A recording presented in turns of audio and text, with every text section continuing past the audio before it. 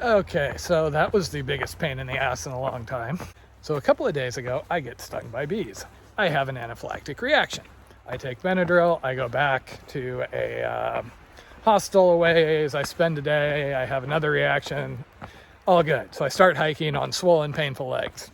So having had a reaction to yellow jackets like that, that's what I think they are, I've been seeing other signs along the way in comments, people getting stung by bees. So now it's like, well, that could get serious, especially heading into the 100-mile wilderness.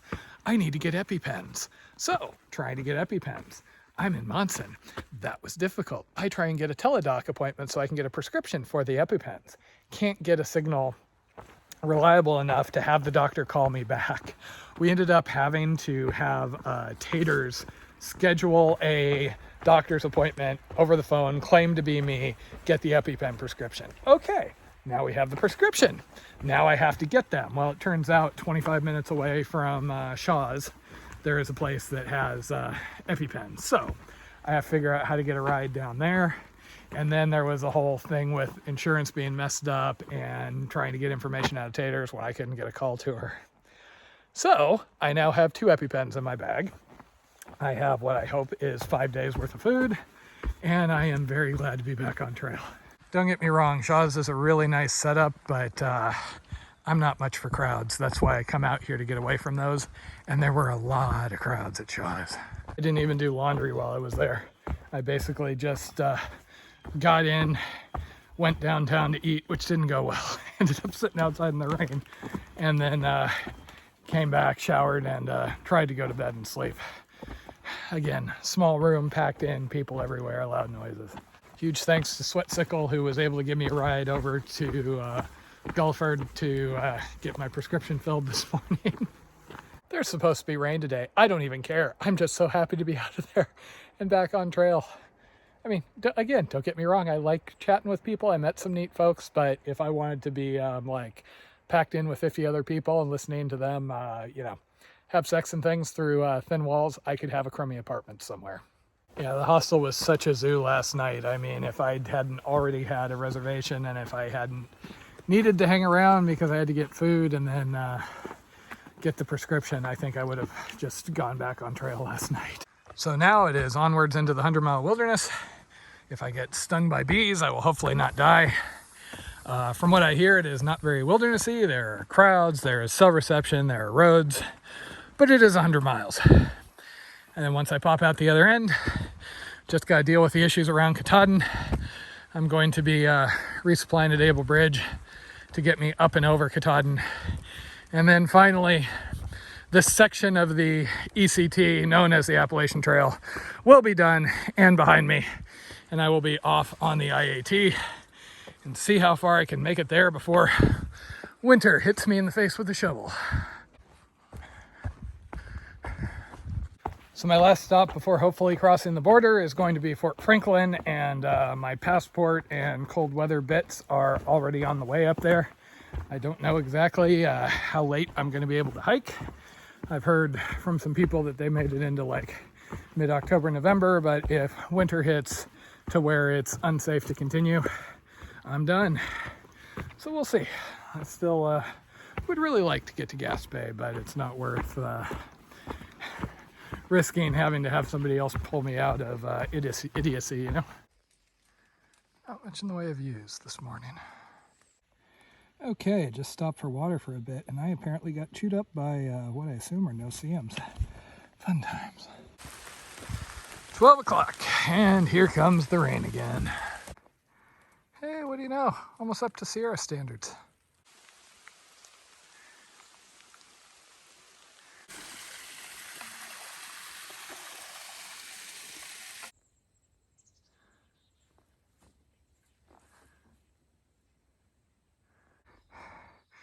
Not too bad other than the mosquitoes and such.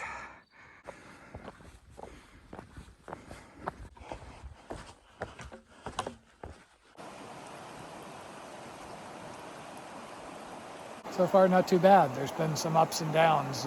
Most annoying thing is just the rocks are all wet.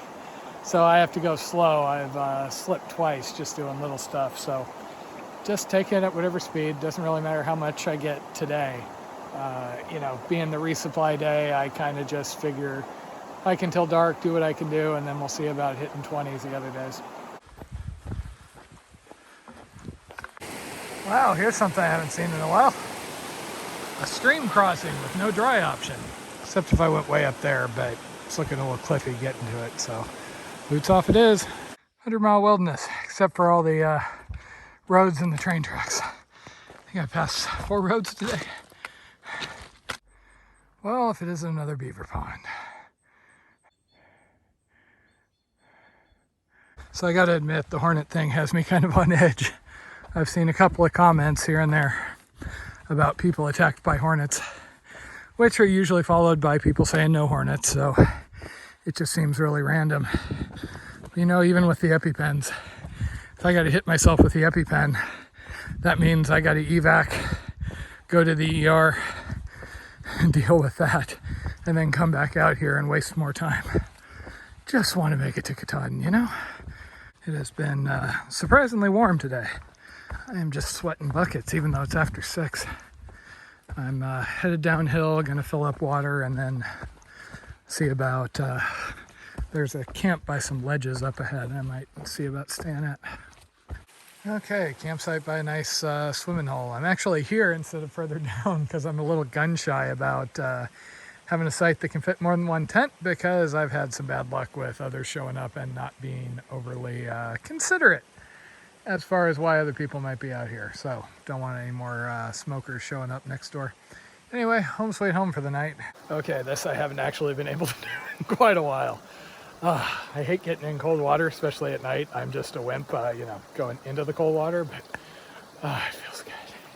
Granted, it would be a little nicer if, you know, the sun was still up so I could dry, but I'll just drip dry butt naked in front of my tent. Okay, so I'm just sitting here trying to get to the point where I can bend my neck. Seem to have slept funny on my pillow. By the way, I did pass the 4,000 mile mark a couple of days ago, and in proper form, I was on venom swollen legs in horrible pain the entire time. So I made it about 15 miles yesterday, which, you know, fine for how much stuff I got done in the morning. So now we'll see how much I can do. It looks like the noticeable hills on the elevation profile end in about 30 miles, and then it looks relatively flat, but you know, relatively flat doesn't matter, because if it's just slick rocks the entire time, you ain't going fast. So I am just carrying my food the entire way, hopefully, unless I run out of food. There are options to get food drops done in the 100-mile wilderness. I saw they had a couple of options back at Shaw's, but that just always seems like more hassle than it's worth. You know, 5 days of food on my back isn't going to kill me, especially at this point. Also, this is officially 100 miles till Katahdin. So the advantage of camping before the privy is I don't have to camp at the shelter, and then I can use the privy in the morning. Also, that privy has 1 bar of AT&T, and you know what that means? Instagram post from the pooper. Well, kind of glad I didn't wear the long sleeve today. Hell of a way to warm up.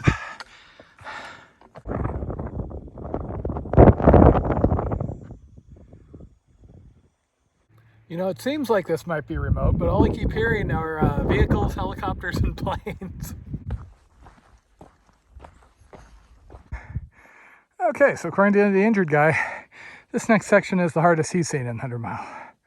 Well, that's kind of an anticlimactic tower. At least I got this to keep me company. This bit feels highly familiar. Same sort of terrain I've been going through for weeks. A little drier, which is nice. Somebody was saying North Maine is actually in a drought. So yeah, I'm an idiot. I love these things, and they had them at Shaw's, and I only got 4 bags. I should have got like twice that. Surprisingly precarious bog bridging. Okay, so I figured this was worth commemorating because this is probably the last mileage sign I'm going to see on this trip. Can't imagine anybody's going to be setting them up on the IAT.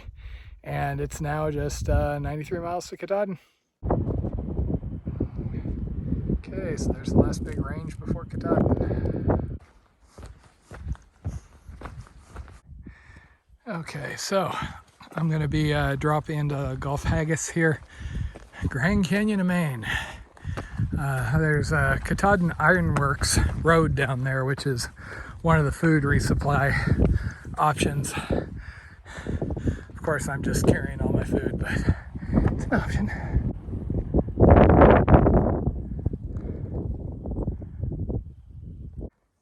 Even the little downs can still be a pain in the butt.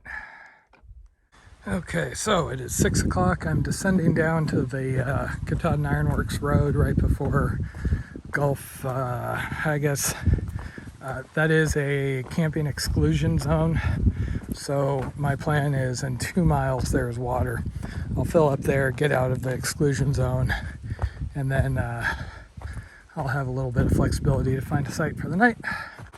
Okay, so the Grand Canyon of Maine appears to be more trees and one river that really should have been a boots off crossing. But I was in a hurry, so I tried to do it without, and so my feet are wet. But oh well, doing this Florida style, they'll dry out as I go. So unfortunately, it's currently about 8:30, and I've been going for the last hour or so just trying to find a site. The one that was mentioned on Gut Hooks had somebody else in it, and I've had less than great luck with people camping near me, so obviously I'm not going to do that to somebody else. Here's hoping I find something. There's a shelter up ahead, but you know, God knows how many people that has in it and whether there's any camping. So I'm just looking for a patch of ground at this point. Okay, well, 9 o'clock, and I finally found something that could fit my tent, just barely. This has been used before. You can both tell by the ground being flattened, and I've found little pieces of trash, so home sweet home for the night.